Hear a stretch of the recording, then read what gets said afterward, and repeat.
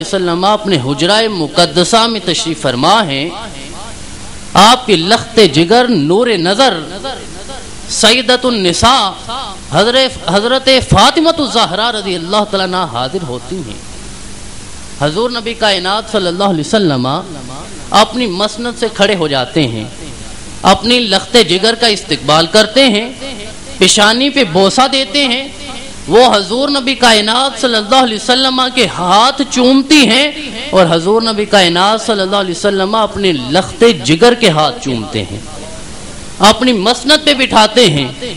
ادب و احترام کے ساتھ گفتگو ہوتی ہے. لیکن جو جملہ عرض کرنا چاہتا ہوں, حضرت عمر فاروق نے اس کو روایت کیا, کہتے ہیں کہ میں نے اپنے کانوں سے سنا کہ صحابہ کرام کا یہ معمول تھا کہ جب حضور سے مخاطب ہوتے تو ان کا جملہ یہ ہوتا, فدا کا ابی و امی یا رسول اللہ, یا رسول اللہ آپ کے قدموں پہ ہمارے ماں باپ قربان ہو جائیں. عمر فاروق کہتے ہیں کہ میں حیران رہ گیا کہ میری سماعتوں سے کیا جملہ ٹکرایا کہ زبان نبوت حرکت میں آتی ہے اور حضور نبی کائنات صلی اللہ علیہ وسلم اپنے لخت جگر سے خطاب فرماتے ہیں. اور جملہ یہ حضور نبی کائنات صلی اللہ علیہ وسلم نے ارشاد فرمایا کہ فدا کا اب فدا کے ابی و امی یا فاطمہ, اے فاطمہ میرے قدموں پہ سارے جہان کے ماں باپ قربان ہوتے ہیں, اور اے فاطمہ تیری عظمت پر محمد مصطفیٰ کے ماں باپ قربان ہو جائیں. لیکن عرض یہ کرنا چاہتا ہوں کہ اس حدیث مبارکہ کو روایت کیا ہے حضرت عمر فاروق رضی اللہ تعالیٰ عنہ نے, اور حضرت عمر فاروق رضی اللہ تعالیٰ عنہ نے یہ حضور نبی کائنات صلی اللہ علیہ وسلم کے حجرہ میں ہونے والی گفتگو کو ساری کائنات کے سامنے بیان کر دیا. اگر نعوذ باللہ دل میں کوئی بغض ہوتا, کوئی عناد ہوتا, کوئی عداوت ہوتی, کوئی حسد ہوتا, تو حضرت عمر فاروق بالکل اس بات کو ساری کائنات کے سامنے بیان نہ کرتے.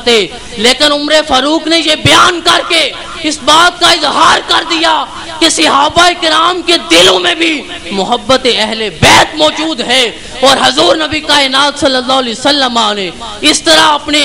شہزادوں کے ساتھ محبت اہل بیت کا درس دیا کہ آپ کے ایک ران پر حضرت حسین ہے, دوسری ران پہ حضرت حسن ہے. ایک صحابی عرض کرتے ہیں یا رسول اللہ صلی اللہ علیہ وسلم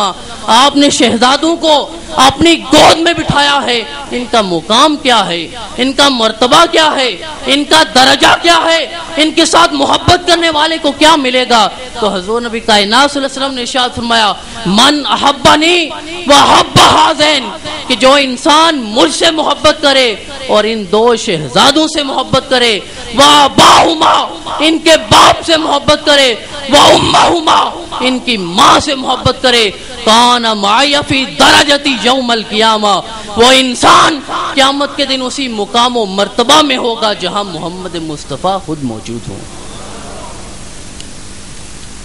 یہ ایک انتہائی اہم اور تفصیل طلب موضوع ہے, جتنی بھی اس پہ گفتگو کی جائے کم ہے. لیکن اللہ رب العزت کی بارگاہ میں یہی التجا ہے کہ وہ ہمیں جو آج گفتگو کی گئی ہے اس پہ عمل کرنے کی بھی توفیق عطا فرمائے. آخر میں صرف ایک پیغام آپ کو دینا چاہتا ہوں. آپ نے کئی سالوں سے اس طرح کے یہ جو مجالس منعقد ہوتی ہیں, تقاریب ہوتی ہیں, ان میں شریک ہوتے ہیں, گفتگو سنتے ہیں, شہدائے کربلا کا ذکر ہوتا ہے, یزید کے کردار کو بھی آپ سماعت کرتے ہیں. لیکن میں صرف یہ نقطہ آپ کے سامنے بیان کرنا چاہتا ہوں کہ یزید جیسا بھی تھا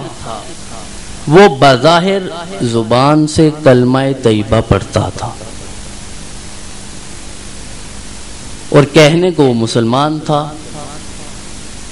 اور حضرت امام حسین علیہ السلام بھی مسلمان تھے.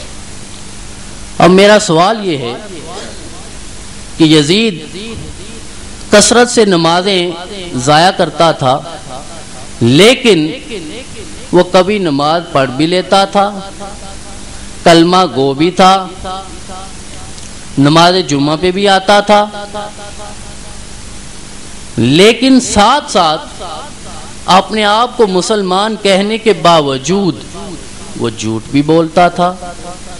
وہ بدکاری بھی کرتا تھا, وہ گانا بجانے کا کام بھی کرتا تھا, وہ محرمات کے ساتھ نکاح کو بھی جائز سمجھتا تھا؟ بتانا یہ چاہتا ہوں کہ یزید بھی کہنے کو مسلمان تھا اور حسین علیہ السلام بھی مسلمان تھے، لیکن آج ہم نے پرکھنا یہ ہے، جانچ پڑتال اس بات کی کرنی ہے، اپنا احتساب کرنا ہے، اپنا محاسبہ کرنا ہے کہ کہنے کو ہم بھی مسلمان ہیں لیکن ہمارا اسلام کون سا ہے؟ کہیں نعوذ باللہ نعوذ باللہ نعوذ باللہ ہم بھی وہ مسلمان تو نہیں جیسا یزید تھا کہ ہم کہنے کو مسلمان، زبان سے کلمہ بھی پڑھتے ہیں، نمازیں بھی ضائع ہوتی ہیں، گانا بجانا بھی سنتے ہیں، بدکاریاں بھی ہوتی ہیں، جھوٹ بھی بولتے ہیں، بددیانتی بھی کرتے ہیں، اور ایک طرف حسین کا اسلام ہے۔ صرف ایک جملے میں یزید اور حسین کے اسلام کا موازنہ آپ کے سامنے پیش کرنا چاہتا ہوں کہ یزید بھی کہنے کو مسلمان تھا لیکن اس کا اسلام یہ تھا کہ یزید نے سارے اسلام کو اپنی مرضی پہ قربان کر دیا، اور حسین کا اسلام یہ تھا کہ حسین نے اپنی مرضی کو اپنے نانا کے دین اور اسلام پہ قربان کر دیا۔ تو ہم نے آج ایسا اسلام اپنے اندر پیدا کرنا ہے جو حسین کا اسلام ہو، صرف کہنے کو مسلمان نہیں بلکہ ہمارا عمل بھی ایسا ہو کہ ایک دن حضرت امام محمد بن حسن شیبانی رحمت اللہ تعالی علیہ، ان کا دور تھا، آپ ایک گلی سے گزرتے ہیں، اپنے محلے سے گزرتے ہیں، ایک کافر ایک غیر مسلم آپ کو دیکھتا ہے، آپ کے چہرے پہ اس کی نظر پڑتی ہے، زبان سے لا الہ الا اللہ محمد الرسول اللہ کا ورد جاری ہو جاتا ہے۔ کسی نے پوچھا، جب وہ اپنے گھر میں واپس گیا، اپنے معاشرے میں، اپنے خاندان میں جب واپس جاتا ہے، وہ سارے غیر مسلم تھے، انہوں نے پوچھا کہ ذرا یہ تو بتا، جب تو گھر سے نکلا تھا تو اپنے باپ دادا کے دین پہ تھا، جب واپس آیا تو نے محمد عربی کا کلمہ پڑھ لیا ہے، آخر اس میں راز کیا ہے؟ کیا تو نے کوئی تبلیغ سنی ہے، کوئی واعظ سنا ہے، کوئی تقریر سنی ہے، کوئی تحریر پڑھی ہے، کوئی تفسیر سنی ہے؟ آخر کیسے تیرے دل کی دنیا بدلی ہے؟ وہ کہنے لگا کہ میرے دوستو، میں نے کوئی تبلیغ نہیں سنی، کوئی لمبی چوڑی تقریر نہیں سنی، کوئی وعظ نہیں سنا، کسی آیت کی تفسیر نہیں سنی، میں رستے سے گزر رہا تھا، میں نے مسلمانوں کے امام محمد کو دیکھا، ان کا چہرہ اتنا خوبصورت تھا، میرا دل ان پہ فریفتہ ہوا اور بے ساختہ میری زبان سے کلمہ طیبہ کا ورد جاری ہوا، اور میرے دل نے اس بات کی گواہی دی کہ اگر مسلمانوں کا یہ چھوٹا محمد اتنا خوبصورت ہے تو بڑا محمد بن عبداللہ محمد الرسول اللہ کے حسن کا عالم کیا ہوگا؟ میرے دوستو، ایسا کردار اپناؤ، ایسا اسلام کا جذبہ اپنے دلوں میں پیدا کرو کہ ہم جہاں سے گزرے ہماری زبان نہ بھی کھلے پھر بھی غیر مسلم یہ کہے کہ یہ محمد عربی کا غلام جا رہا ہے۔ تو یہ اسی وقت ہو سکتا ہے جب ہم حضرت امام حسین علیہ السلام کے اسلام پہ عمل کریں گے۔ اسلام یزید کا بھی تھا، عبید اللہ بن زیاد کا بھی تھا، شمر دل جوشن کا بھی تھا، وہ بھی نمازیں پڑھتے تھے، ان کی زبان سے بھی کلمہ جاری ہوتا تھا، لیکن ہم نے وہ اسلام اپنانا ہے جو حضرت امام حسین علیہ السلام کا ہے۔ اور ان تقاریب کا، ان مجالس کے اہتمام کا،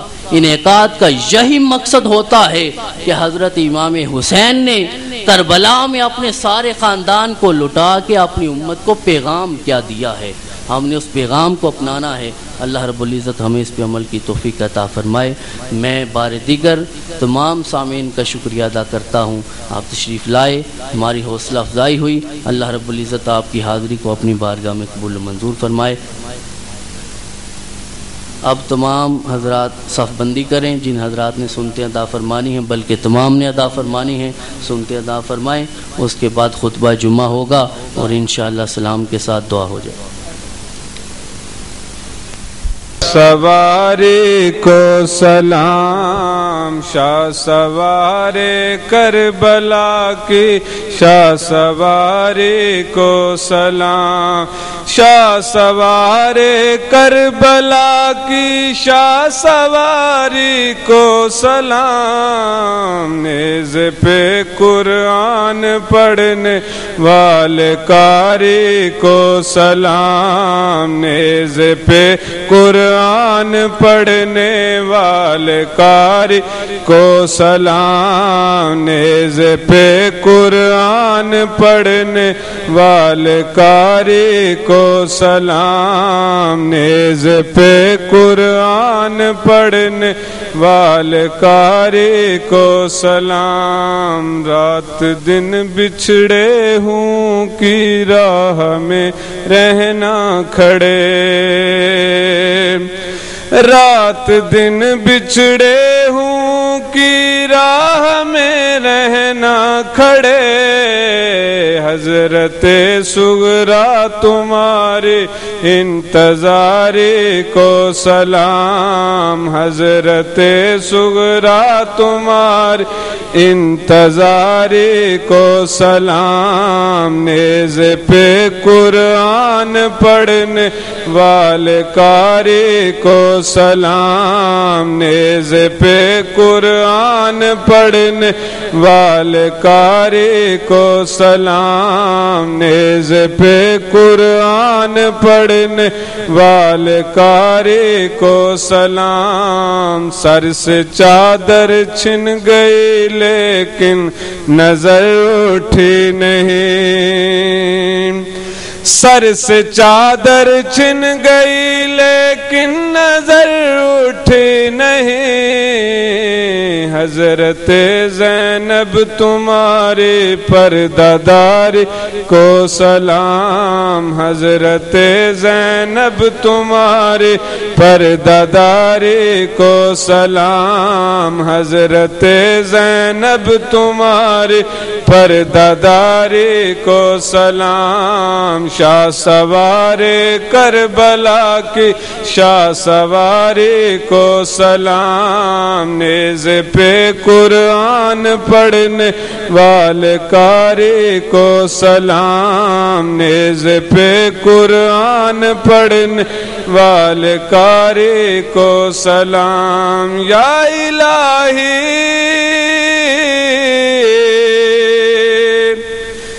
صدقہ آل رسول،